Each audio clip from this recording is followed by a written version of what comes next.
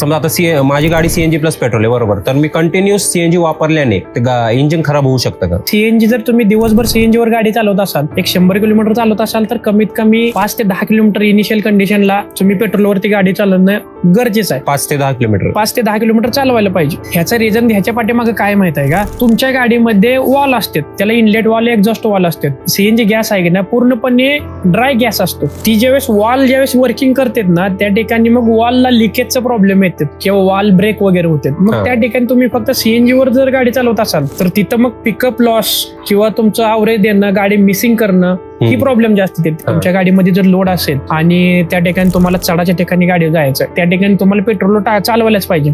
Engine जर power कमी प्रमाणात तयार करत असेल, तुम्ही काय करणार, हाफ क्लच वरती गाडी चालवणार. त्याचा परिणाम कुठे होणार? तुमची गाडीचे क्लच प्लेट लवकर खराब होणार. त्याच ठिकाणी जर तुम्ही पेट्रोलवरती गाडी चालवत असाल, तर तुमच्या गाडीचे वॉल पण खराब होणार नाही किंवा हेडचं काम निघणार नाही, मिसिंग होणार नाही, मेंटेनन्स पण कमी होईल आणि तुमच्या गाडीची क्लच प्लेट पण चांगली राहील.